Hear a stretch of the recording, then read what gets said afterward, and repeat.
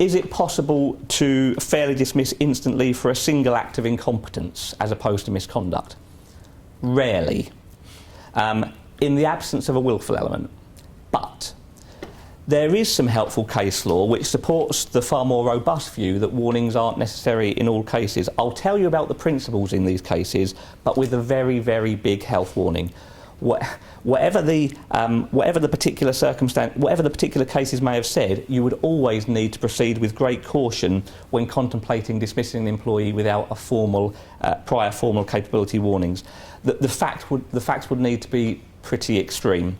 So 3 possible areas where this might be permissible. The first is where there are serious consequences of incompetence. In certain jobs, the employer simply can't afford to take the chance that someone's going to make a mistake because the consequences of a mistake are so serious. The classic example of this is a case called Taylor and Allidair, where the pilot was at fault for crash landing the plane. Couldn't take the chance after that he wasn't going to do it again. Employee incapable of or unwilling to change. Where unwilling to change, this is probably better analysed as a misconduct situation rather than incapability. Where unwilling to change, the case law talks about someone who is, quotes, constitutionally set in their ways. That case goes back to the 1970s though, and these days, if you were seeking to characterise someone as, quotes, constitutionally set in their ways, I'd be a little bit worried about the age discrimination implications of that, so again, caution is necessary there. Finally, and perhaps most significantly, senior employees and formal warnings.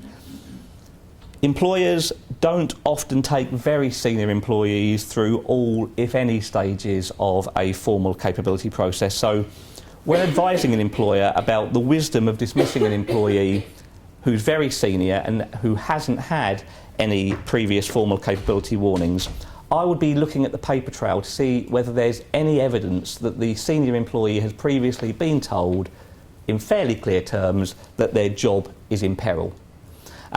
If that type of documentary evidence exists with very senior employees, there may be at least an arguable case for saying that even in the absence of formal warning strictly in accordance with the capability procedure, there's an arguable case for saying that that isn't necessarily an absolute bar to a fair dismissal.